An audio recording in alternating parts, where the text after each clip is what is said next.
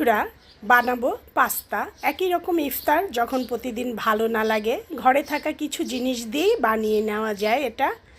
এটা বানাবার জন্য প্রথমে আমি চুলোয় পানি ফুটাতে দিব, পরিমাণ মতো লবণ দিয়ে 1 প্যাকেট পাস্তা ঢেলে দিব। ভালো মতো সিদ্ধ হয়ে গেলে তখন এটাকে একটা ছাঁকনিতে ঢেলে দিব, ঠান্ডা হতে দিব। এখানে আমি আলু, পেঁয়াজ, রসুন, টমেটো, ডিম সিদ্ধ করে কেটে রেখেছি, বরবটি, গাজর। পাস্তাটা ঠান্ডা হয়ে গেছে, বেশ ঝরঝরেও হয়ে গেছে। এই সবজিটাকে সামান্য একটু ভাপ দিয়ে নিয়েছি। এবার প্যানে তেল দিয়ে অল্প সময়ের জন্যে সামান্য একটু লবণ দিয়ে একটু ভেজে তুলে নিব।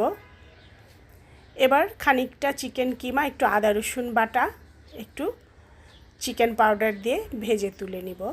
একই তেলে ডিমটাকে কেটে রেখেছিলাম, এটাকেও ভেজে তুলে নিব। ভাজা হয়ে গেছে।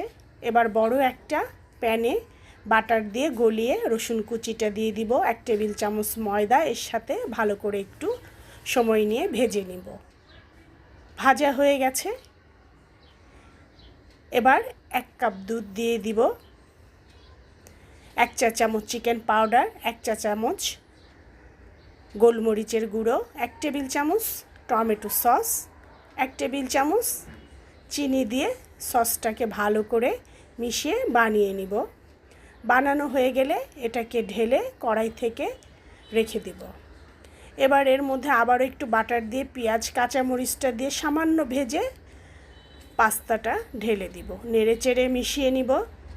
এবার ভেজে রাখা সবজিগুলো এর মধ্যে ঢেলে দিব, টমেটোটা দিয়ে দিব, আবারও নেড়ে মিশাবো। এবার বানিয়ে রাখা সসটা এর মধ্যে দিয়ে মিশিয়ে নিব। এই সসটা দেওয়াতে এটা সফট হবে, খেতেও টেস্ট লাগবে। চিনি, লবণ, গোলমরিচ এগুলোর টেস্ট আমি টেস্ট করে পরিমাণ মতো সব কিছু অ্যাড করে দিব। এবার ভেজে রাখা ডিমটা দিয়ে দিব, খানিকটা ধনেপাতা, একটু লেবুর রস দিয়ে ভালো করে নেড়ে চেড়ে মিশিয়ে নামিয়ে নিব। হয়ে গেল।